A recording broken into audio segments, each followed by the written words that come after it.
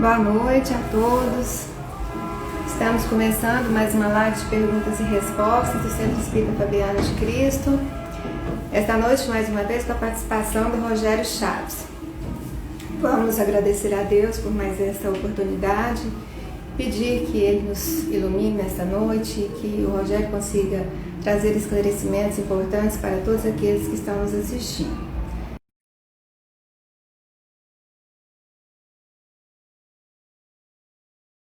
Só um instante. Oi, Rogério. Oi, tudo bom, mãe?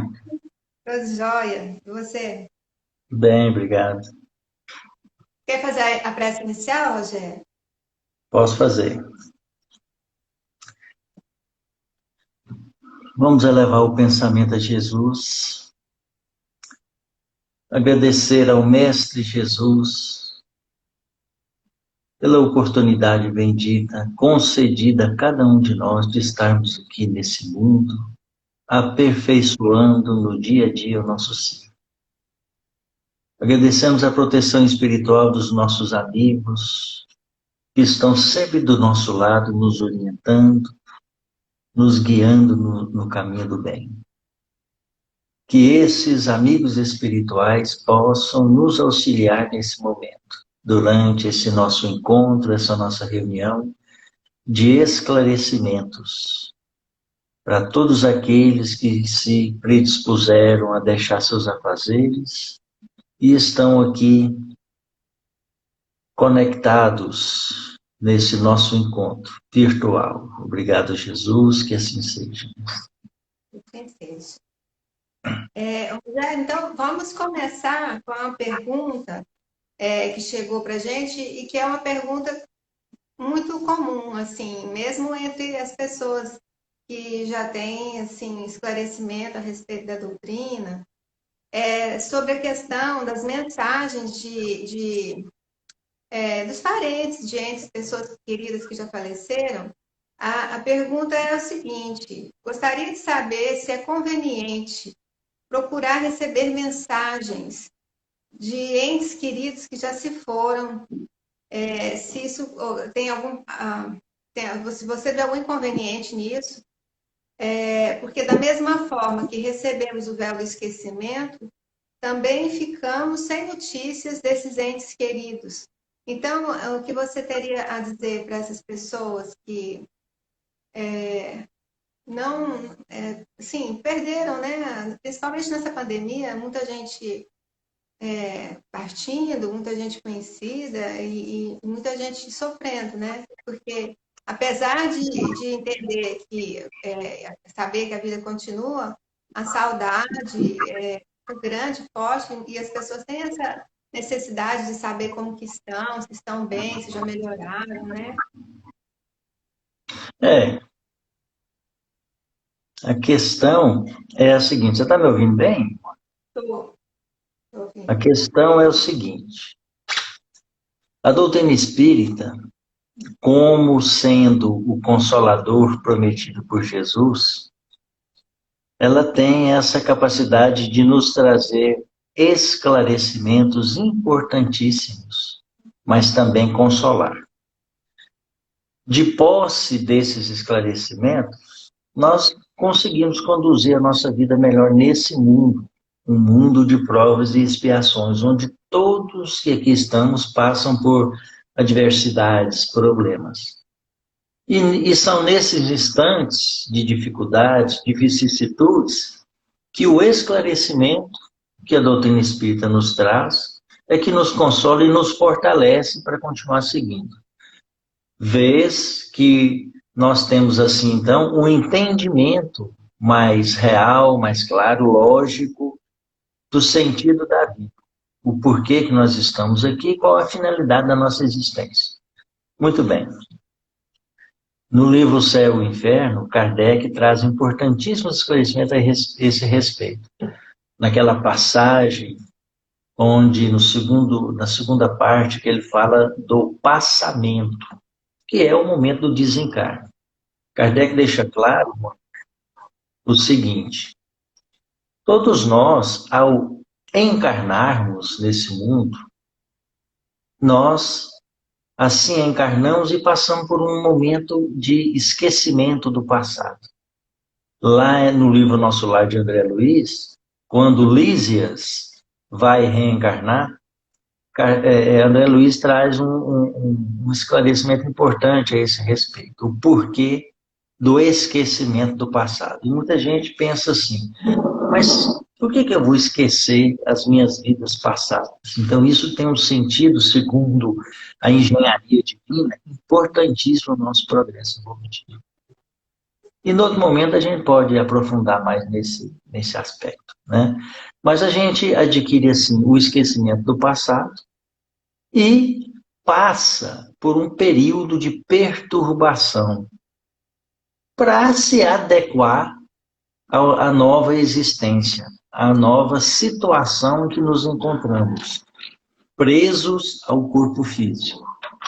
Da mesma forma, ao desencarnarmos, nós passamos também por um período de perturbação, que pode durar poucas horas, dias, meses, anos ou centenas de anos, conforme tudo aquilo que nós cultivamos e nós alimentamos nessa vida. Porque o passamento, ao passar por outro plano, o fenômeno da morte ou da desencarnação, nada muda na nossa vida. Nós apenas perdemos o corpo físico. Continuamos a ser tal qual a gente era quando estava encarnado. Com os mesmos vícios, os mesmos defeitos, as mesmas inclinações, mas também as mesmas virtudes, os mesmos hábitos bons, os amores conquistados, o conhecimento adquirido, tudo isso faz parte, a partir de então, da nossa formação espiritual. E esse período de perturbação que nos alcança quando desencarnamos, como eu disse, pode durar algum tempo. E que a gente desconhece. Esse tempo está relacionado com a vivência que tivemos aqui. Então, se um ente querido desencarnou e nós ficamos aqui ávidos por receber notícia, para saber cadê, qual é o estado dele, como ele está, onde ele está, e querendo se comunicar com esse ser, muitas das vezes, esse indivíduo está em desequilíbrio profundo. E não é possível a gente manter um colóquio com ele, um intercâmbio com ele. Então, vamos dar um exemplo. André Luiz está lá na obra Nosso Lar, desencarnou e passou lá, se não me engano, 12 anos, no umbral, em franca perturbação, alucinado, no meio daqueles outros tantos espíritos que coadunavam com ele as mesmas ideias, os mesmos pensamentos, de revolta, de mágoa, de incompreensão pela condição que ele estava. Nesse período todo que ele passou lá, era impossível estabelecer uma comunicação com esse espírito, porque o foco da vida dele era só a sua condição de sofrimento, a mágoa incontida, tudo isso. Era impossível que ele estreitasse laços com outros seres. Vez ou outra, cita André Luiz, já assim, quase quando ele estava já se desligando daquela condição, que ele começou a lembrar da mãe dele, da família que ficou encarnada, né? Em outro momento, antes, ele só tinha olhos e intenção de focar o seu estado de sofrimento.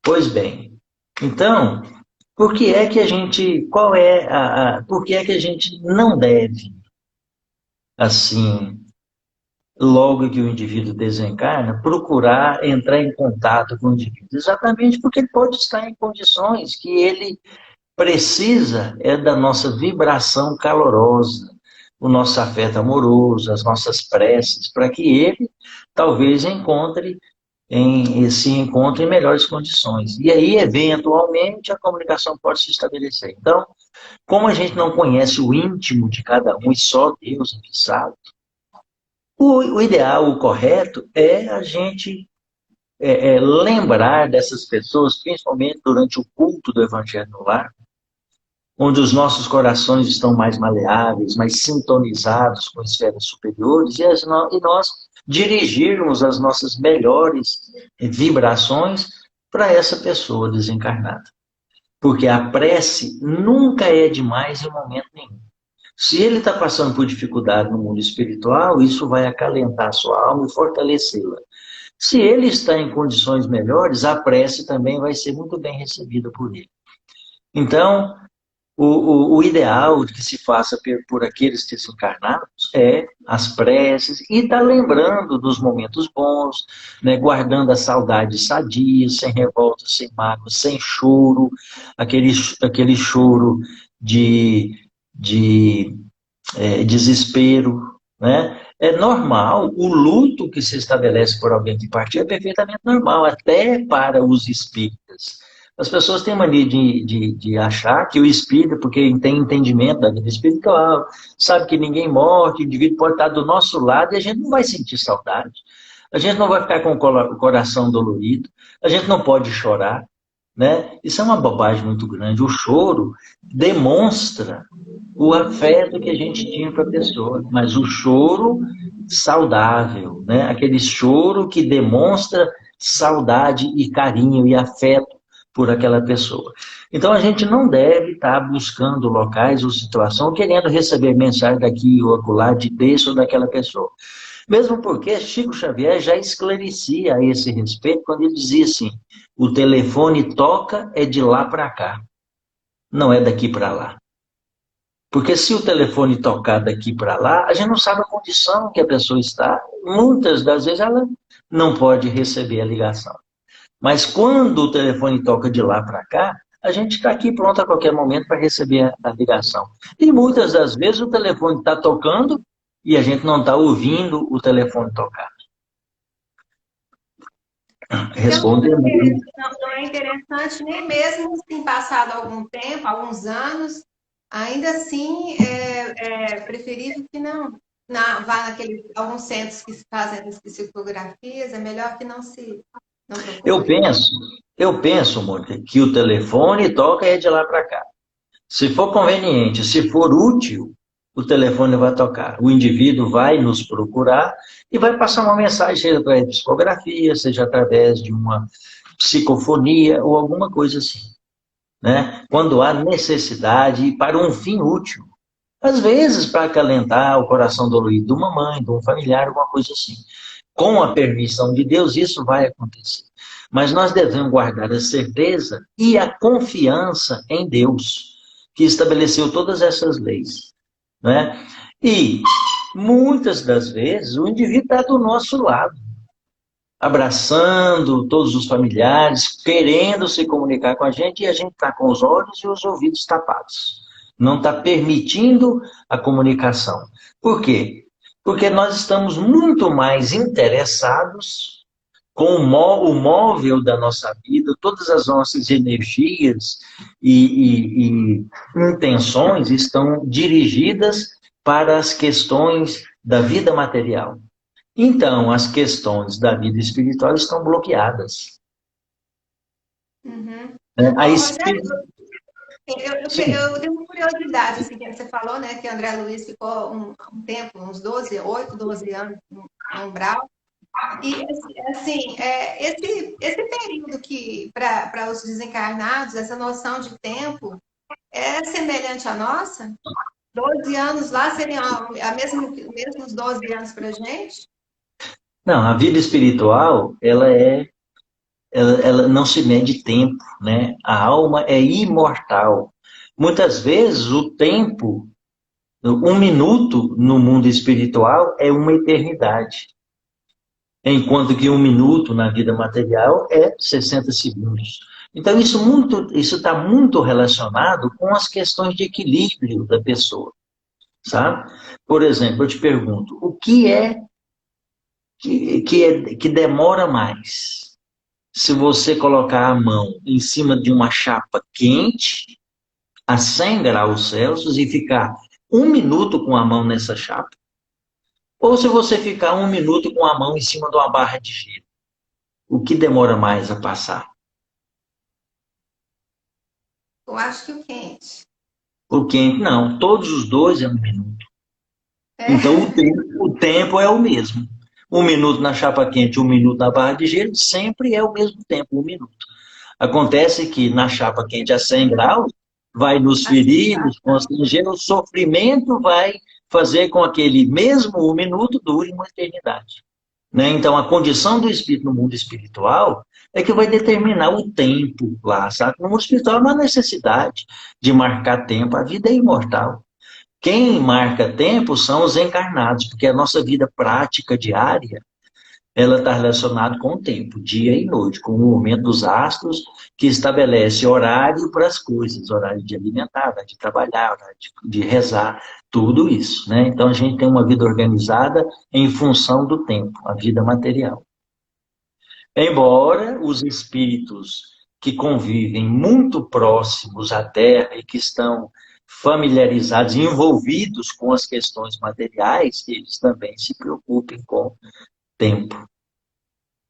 Então, talvez no umbral seja bem parecido, né? Porque eles ainda estão, assim, nesse nível, né? Muito materializado. E André Luiz ensina que o sofrimento no umbral é muito mais penoso, porque o sofrimento para nós encarnados está relacionado com a captação da dor pelos sentidos físicos. Os sentidos físicos estão localizados nos órgãos sensoriais. O sofrimento do espírito, o sofrimento da alma, não está focalizado em nenhum órgão sensorial. O espírito sente em todo o seu ser. A dor não está focada na cabeça, no estômago, nessa ou naquela questão. Então, a dor moral, principalmente, dói em todo o ser. Então, a dor é muito mais penosa no mundo espiritual, porque não tem o corpo físico para atenuar esse processo. E nem tem analgésicos para você tomar e bloquear a transmissão nervosa da dor para atenuar o processo de dor. Então, o espírito não tem nada disso. Não existe analgésico para a dor do espírito. Né? Então, assim como nós aqui temos uma pequena noção de remorso, da culpa, não tem um comprimido que você toma que vai aliviar a culpa, vai aliviar o remorso, né? Mas, embora a gente esteja ligado ao corpo físico, essa ligação, essa imantação da alma com o corpo físico, faz com que esses sentimentos e essa repercussão no corpo atenue um pouco esse estado penoso da alma. Então, vamos passar para a pergunta do Livro dos Espíritos. Continuando, né? Semana passada a gente estava falando sobre os espíritos. Continuando falando sobre eles, assim, sabendo-se que ninguém é perfeito, então ninguém tem o direito de repreender o próximo. A pergunta, aliás, é essa, né? Se ninguém tem, a gente não pode julgar ninguém, haverá casos em que seja útil revelar o mal de outro? Eu acho assim, será útil em algum... Porque se você também não censurar o mal vai se perpetuar, né? Jesus foi muito enfático ao ensinar sobre essa questão. Né? Jesus, aliás, Jesus é incrível, Jesus é um caboclo incrível. Ele aproveitava todas as questões, todos os momentos, as menores particularidades do dia a dia das pessoas, para trazer um ensinamento geral sobre as coisas. Não é? E todo o ensinamento de Jesus, aquilo que parece ser uma coisa banal, uma coisa muito simples, é tão sobrecarregada de uma verdade, de um ensinamento tão profundo, que quanto mais você estuda o Evangelho de Jesus, você fica mais assim, mais fã de Jesus. Né? Por conta da sabedoria e do amor imensurável, que a gente não consegue imaginar, dimensionar o amor de Jesus. Bom, então, Jesus foi muito enfático em dizer isso, falou assim, mas você é um cara tão imperfeito, tão ruim, um cara mau, e coloca trave no seu olho para apontar o defeito do outro. Aí a pessoa orgulhosa fala assim, mas isso que o outro fez eu não faço. Tá certo. Talvez não faça com aquela amplitude, mas faz tantas outras coisas mais graves e não considera isso, né? E às vezes uma pessoa faz uma coisa e age de uma forma sem intenção nenhuma de machucar, de magoar, e a outra pessoa que está focada no ciúme, na mágoa, vê naquilo um absurdo, uma coisa tão grande que fere o seu ser e provoca uma pandemia, um pandemônio em cima daquela situação, né? E faz com que todo... Hã? Isso acontece demais. Não entendi. Essa situação que você desenhou acontece toda hora. Acontece toda hora, a pessoa é incapaz de avaliar a si mesma e perceber que ela faz a mesma coisa, porque, como Jesus ensinava e os espíritos reafirmam, falou: ó, aqui não tem ninguém perfeito. Todo mundo está em processo de melhoria pessoal. E um dos ensinamentos mais bonitos e maiores que Jesus deixou, que é reafirmado e salientado pelos espíritos, Kardec perguntou aos espíritos, assim, lá na questão 600 e pouco do livro dos espíritos, pergunta aos espíritos que auxiliaram ele na codificação. Falou assim: o que é o amor no entendimento de Jesus?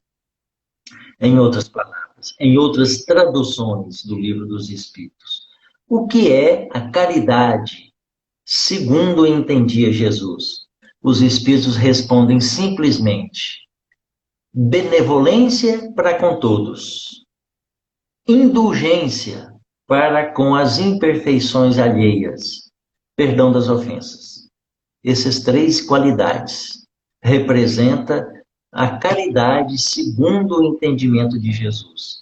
Benevolência para com todos, ser bom o tempo todo, a todo instante. Nas mínimas possibilidades que estão ocorrendo à nossa volta, nós temos condições de exercitar a bondade, o amor.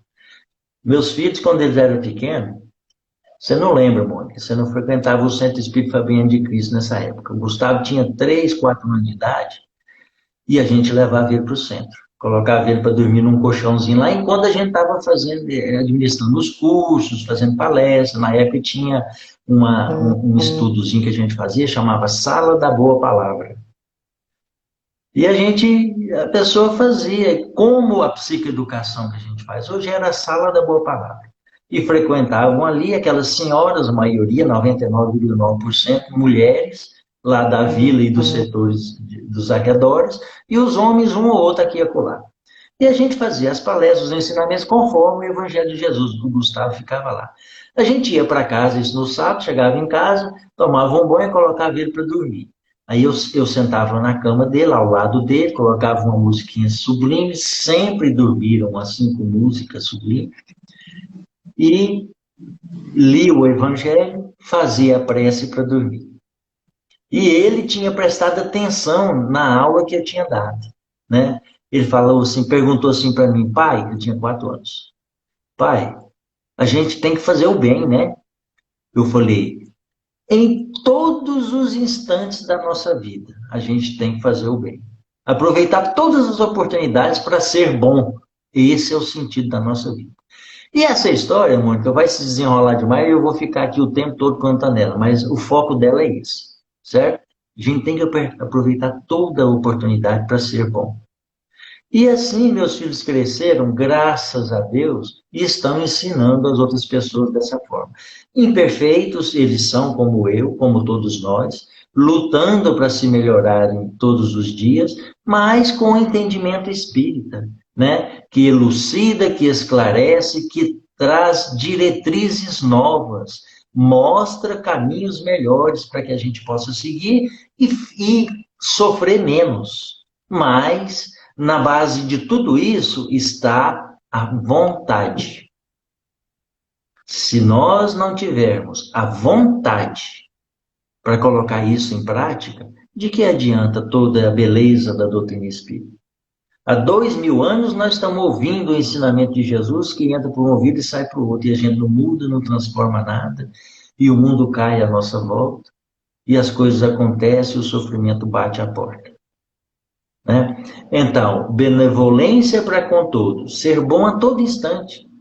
Indulgência para com as imperfeições alheias, ensinam os espíritos. Significa o seguinte: entender que o outro também é imperfeito e que ele é capaz de errar. E compreender que a gente erra igual a ele. Então não há por que apontar o dedo ou colocar a trave sobre os nossos olhos e dizer, ó, esse aí é pecador, fez isso e aquilo. Como no Evangelho ensina, quando Jesus fala do fariseu que entra na sinagoga para orar, e lá tem um publicano rezando. O publicano é aquele mal visto pela sociedade, porque era cobrador de impostos e todo mundo odiava os publicanos. Né? Tal qual o samaritano, que era de outra tribo, e não aceitavam os ensinamentos dos judeus. E o samaritano, ou o publicano, desculpa, eu não lembro se é um dos dois, mas o sentido da história não vai mudar, está lá orando. E o fariseu, orgulhoso, chega do lado e leva o pensamento para Deus e fala assim: oh, meu Deus, obrigado por tudo que você me deu. Me ajuda a não ser como esse publicano que está aqui do meu lado. Ou seja, focou no outro o defeito, né? Aquele que erra, aquele que é mal visto e tudo mais. Enquanto que na intimidade do ser, aquele que era o mais mal visto na sociedade, orava em silêncio, elevava o pensamento a Deus e dizia: meu Deus, me perdoa, porque eu sou um pecador. Aí, esse estava justificado diante de Deus, enquanto que o fariseu, esse era o pior deles, porque não exercitava o amor conforme Jesus ensinava, indulgência para com todos, e perdão das ofensas. Né? Então, essas três coisas estão entremeadas uma à outra. Ser bom, e ser bom significa compreender a indulgência, ou compreender a imperfeição alheia, e perdoar todas as ofensas. Então, o ensinamento de Jesus baseia-se, bate firme nas várias histórias e nas várias parábolas que ele conta e nos atos dos apóstolos. Tudo está baseado no amor. Na benevolência para com todos, na indulgência para com as imperfeições alheias e no perdão. Então, resumindo, a resposta é não. Não há casos em que seja útil revelar o mal do outro. Desculpa, eu me envolvi tanto numa coisa que esqueci de responder a pergunta. Há casos, então a gente não deve, né, ficar salientando a imperfeição do outro, o erro do outro, não deve. Mas há casos em que é importante. Sim, ensinam os espíritos, nos ensinam que há casos em que é importante. Mas também ensinam os espíritos o seguinte: Deus sempre julga pela intenção. Então, qual é a intenção de estar apontando o defeito do outro? É manchar ainda mais a reputação do outro? É denegrir a atitude do outro? É ofender, diminuir a outra pessoa? Ou é mostrar para ele o erro em que ele está caminhando?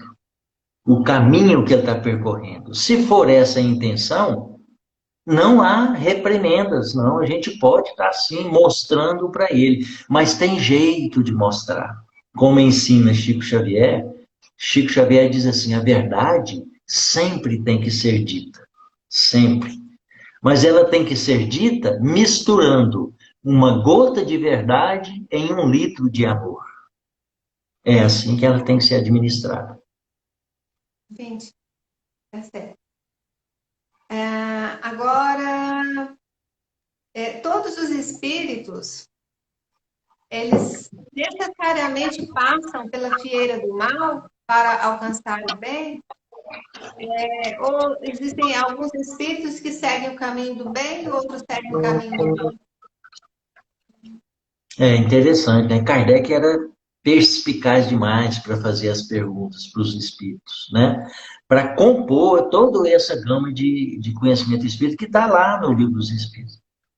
Na verdade, Deus, o Criador de todas as coisas e dos espíritos também, ele cria os espíritos de forma simples e ignorantes.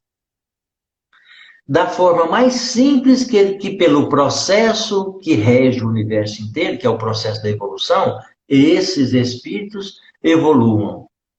Mas cria os espíritos ignorantes, quer dizer, sem nada saber, para que no esforço pessoal ou no início, pela força das coisas, como dizem os espíritos, eles venham a percorrer o caminho da evolução até chegar a ser espíritos humanos, quando aí passam a escolher e a decidir conforme livre-arbítrio e responsabilidade dos atos. Bom, Deus cria os espíritos simples e ignorantes. Ignorantes nesse sentido, sem nada saber. Então, ensina os espíritos que isso não é verdade. Os espíritos não têm que passar pela fieira do mal para poder compreender e alcançar o bem. Não. Eles passam pela fieira da ignorância, que é diferente. Mas, por serem ignorantes, não compreendem na essência a vontade de Deus ou a lei de Deus. E por isso, por serem ignorantes, escolhem a porta larga. E ao escolher a porta larga, erram mais. Se erram mais, as consequências recaem sobre eles, né? Por conta do exercício do livre-arbítrio. E aí começa essa confusão e estabelecendo um mundo de provas e expiações, por causa das escolhas infelizes, repercutindo nas consequências desastrosas. E esse é o mundo de provas e expiações. Então, não. Os espíritos não têm que passar pela fieira do mal, eles passam pela fieira da ignorância. E nesse estado ignorante, eles procuram o mal porque é mais fácil, certo? Porque o bem sempre exige esforço, dedicação, entusiasmo da pessoa. E é difícil. Então é melhor ir pela porta larga. Então, tá, Mais seguindo fácil. no mesmo raciocínio, existem espíritos que podem permanecer perpetuamente nas ordens inferiores? Ou, em outras palavras, existem espíritos que ficam perpetuamente maus? Ou, em algum momento, necessariamente, eles vão se modificar? Nunca.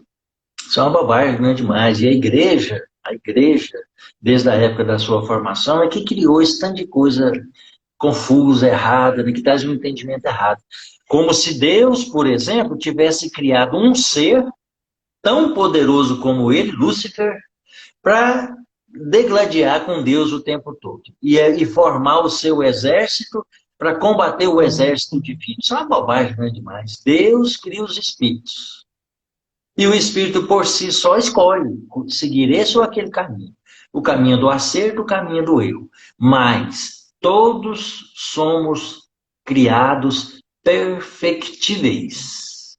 Seres perfectíveis. Significa que lá no nosso íntimo, na nossa essência, nós já temos a perfeição latente em nós. Basta ser desenvolvida. Já dizia Jesus. Jesus dizia: vós sois deuses. Vocês são deuses. Basta desenvolver esse potencial que está dentro de vocês. Né? Então não existe essa história de ser perpetuamente mal ou ficar mal perpetuamente. É uma bobagem. Existem espíritos, sim, que por orgulho e envolvimento perverso com o mal, né? Gênios das trevas, espíritos malignos, que comandam falanges que envolvem toda a humanidade, obsediando aqueles que estão voltados e que permitem, pelo seu comportamento, se aliarem mentalmente a esses comandados. Existem esses espíritos que permanecem centenas de anos nesse estado. Mas chegará um momento em que eles vão se desvencilhar disso.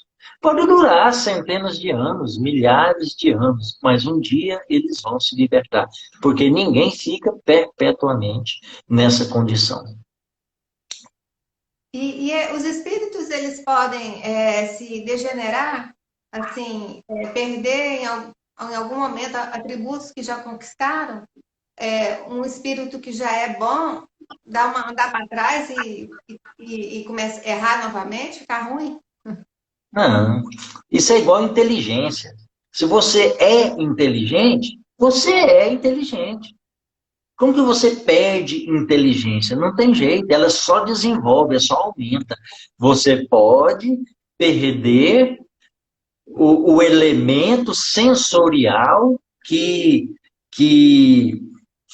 vamos dizer, exterioriza a sua inteligência, né? Que está no corpo físico. Então, por exemplo, um indivíduo que tem síndrome de Down, ele tem limitações de raciocínio, de movimento, de cognição, né? Mas pode ser um espírito inteligentíssimo, certo? Pode ser um espírito evoluído até certo grau, que está naquela condição, muitas vezes, não é para expiar erros passados.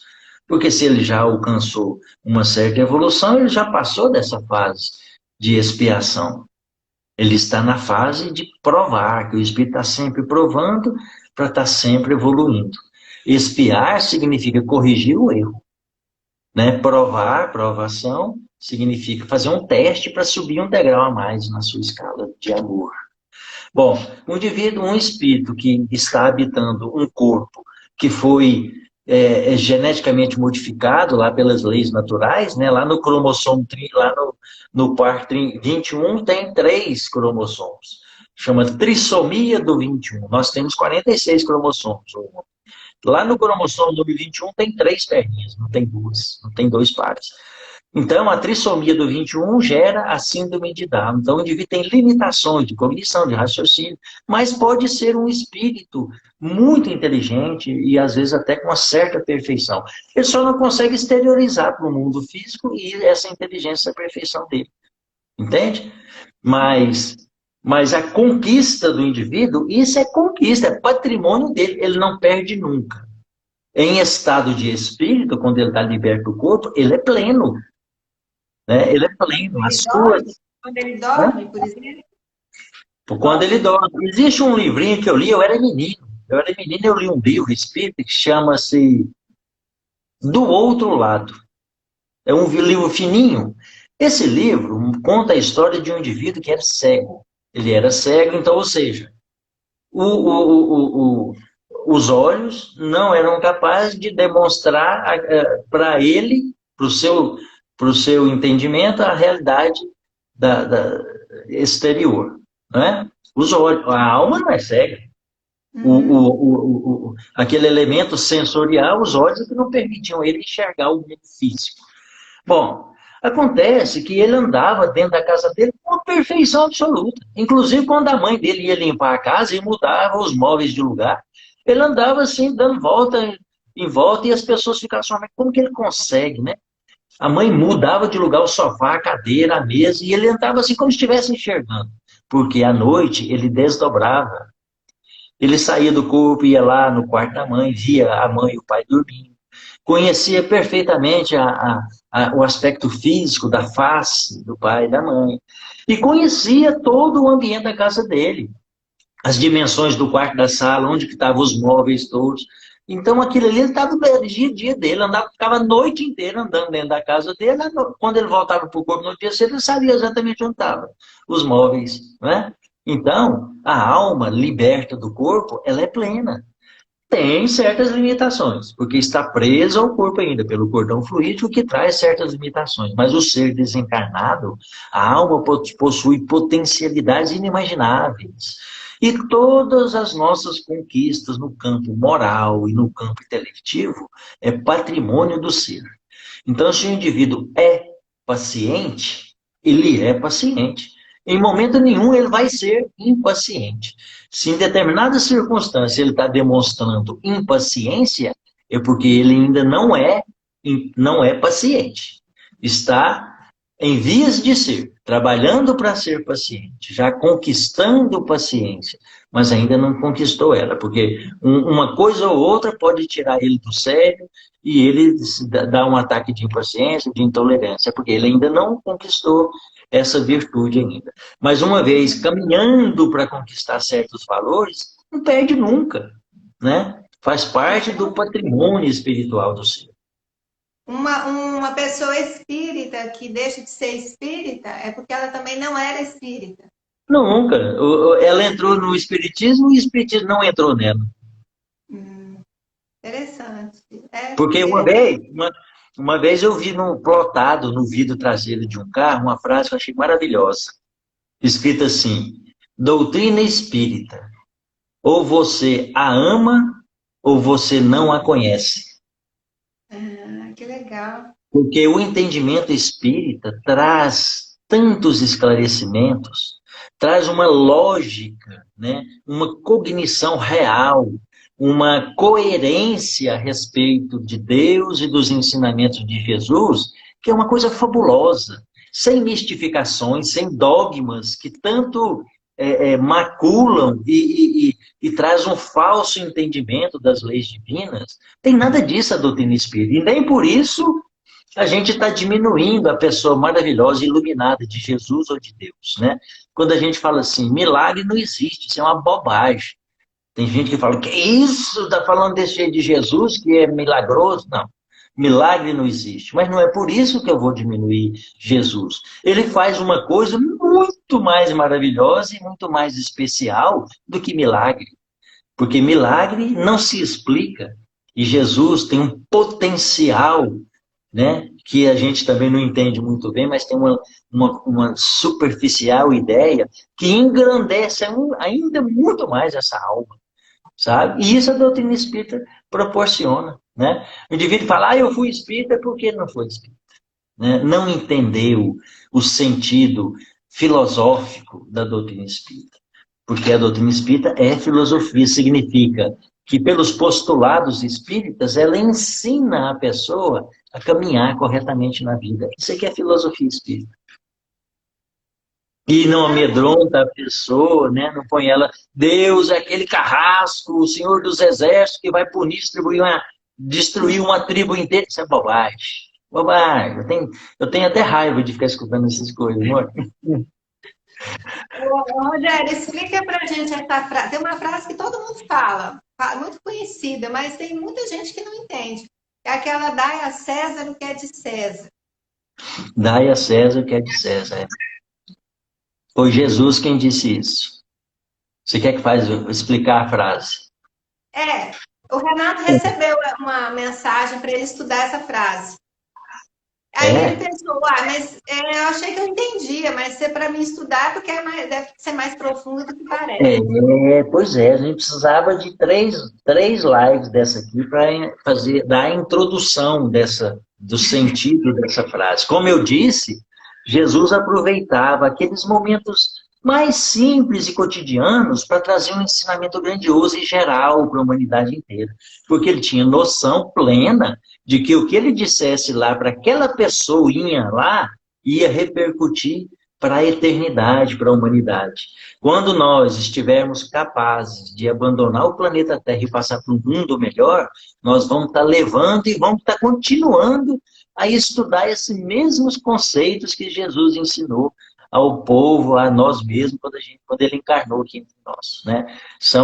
E a cada vez que a gente estuda e assimila um conceito melhor, e a gente possui... Desculpa, gente.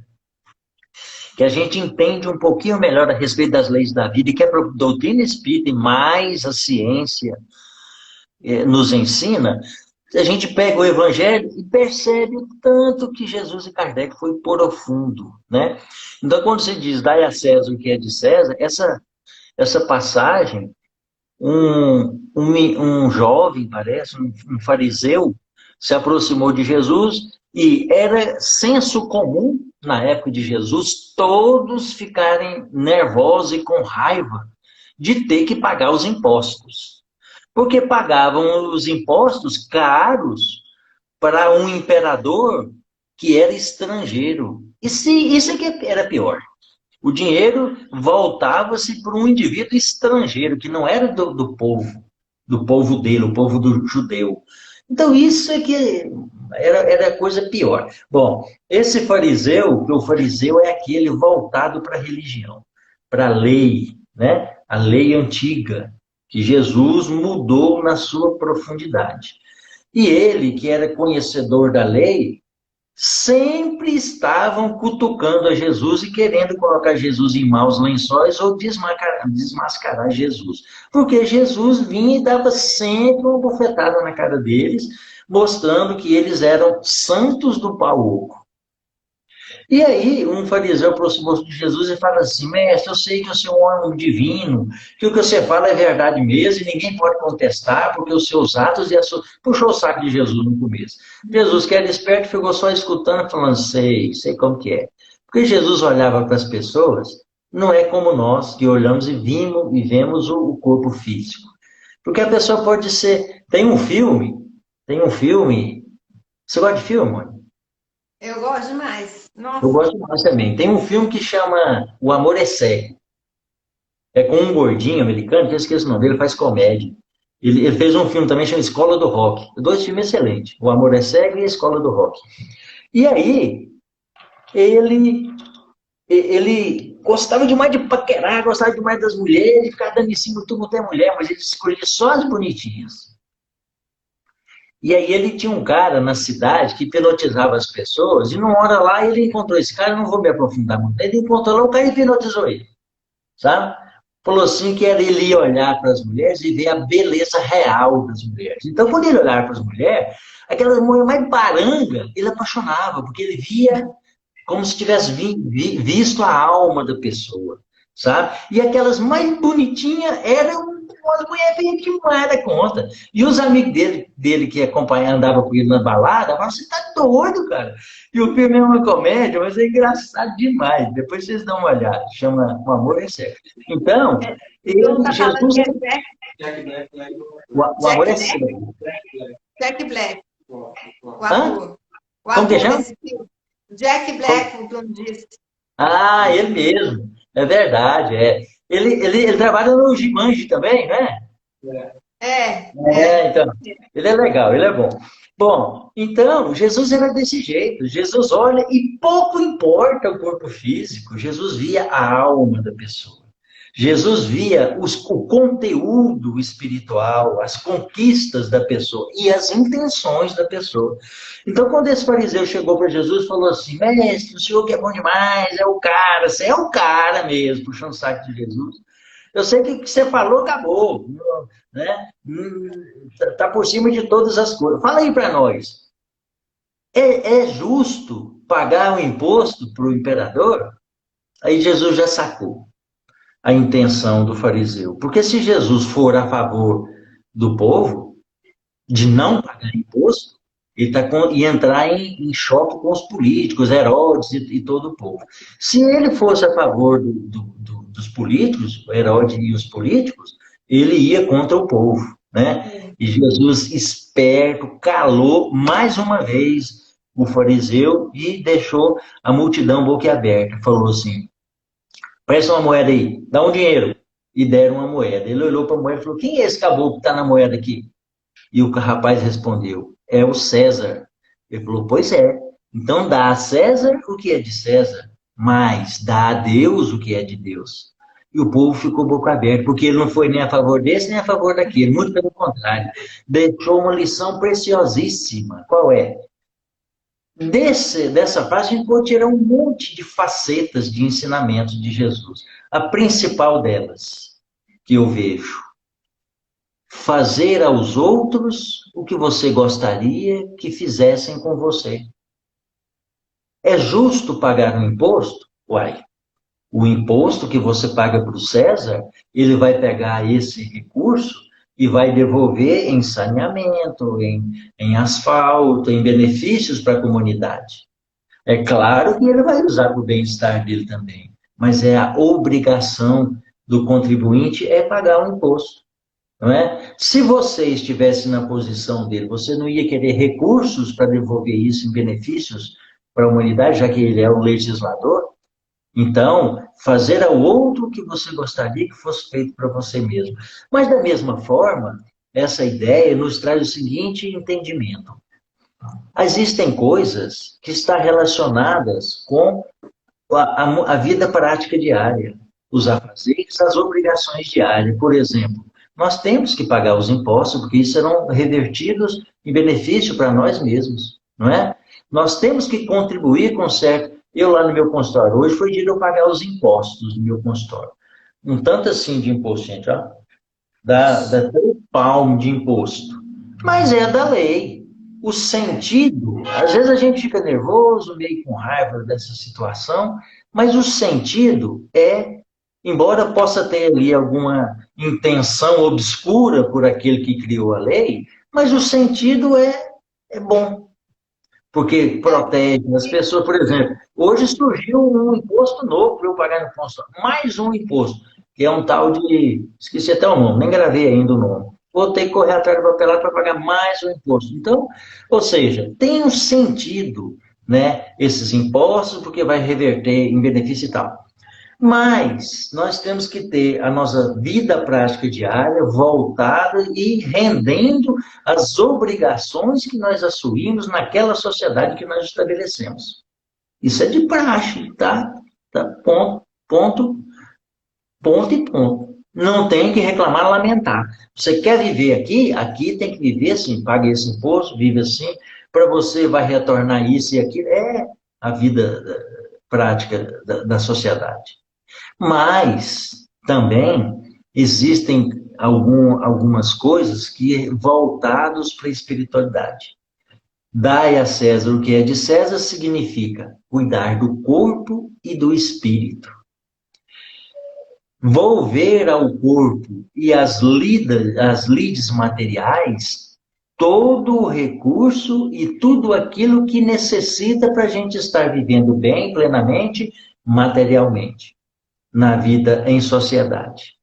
Para estar vivendo bem, né, alimentando bem, relacionando-se socialmente uns com os outros. Mas não podemos esquecer do aspecto espiritual, que é importantíssimo na nossa vida.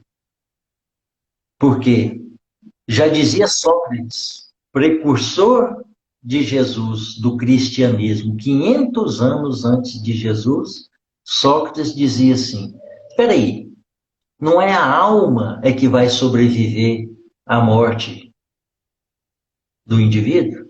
Se é a alma que vai continuar vivendo, não é mais inteligente da nossa parte dar mais importância para a alma do que ficar dando mais importância para o corpo, que vai acabar? Nem Sócrates, nem Jesus disse o seguinte, dê mais importância à alma. Não.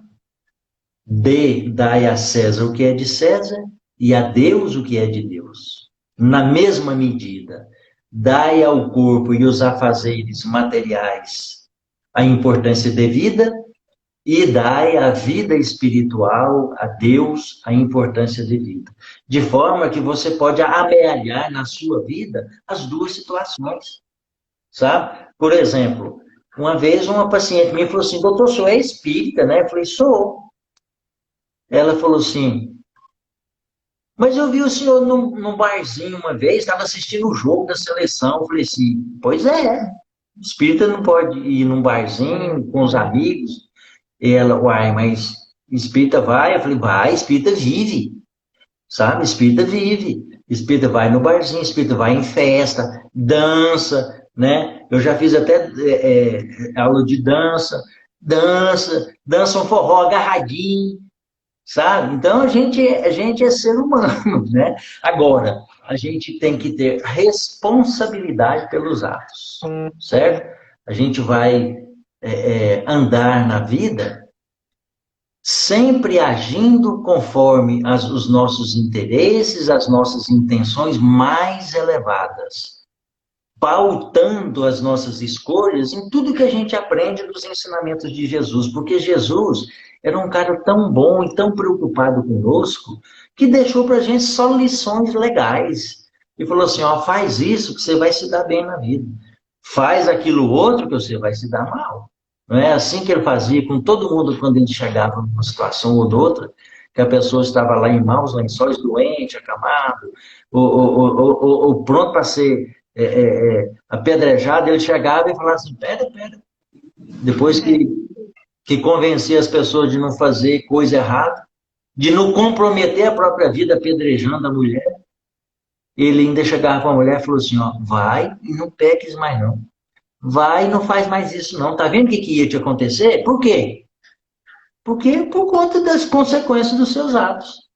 Não é assim? E aí, no capítulo 5 do Evangelho segundo o Espiritismo, no capítulo Bem-aventurados os aflitos, Kardec selecionou, o Espírito fala assim, avalie a sua vida.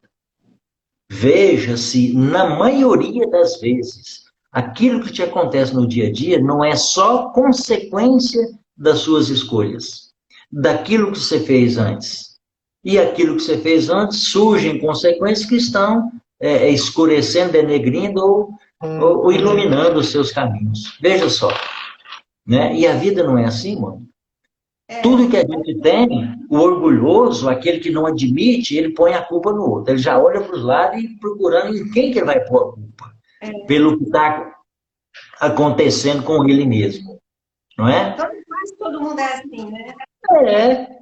Em algum momento, mesmo quem não é, em algum momento a gente tende a procurar um culpado. Nunca o erro está na gente. Exatamente. Mesmo que depois, alguns dias depois, a pessoa cai em si e fala, não, realmente isso me aconteceu porque eu agi assim, assado, e agora a coisa está se virando para o meu lado, né?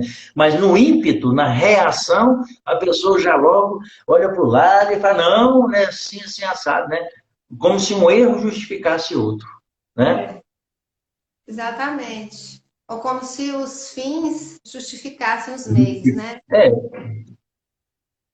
Rogério, não vai dar tempo de responder a outra pergunta, não, porque senão ela pode ficar mal respondida, né? Então, vamos encerrar.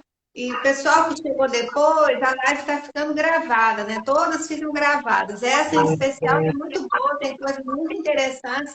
Quem chegou agora, assiste do começo, que tem muita coisa boa nessa live hoje. E aí você, então, faz o encerramento para a gente? Faço.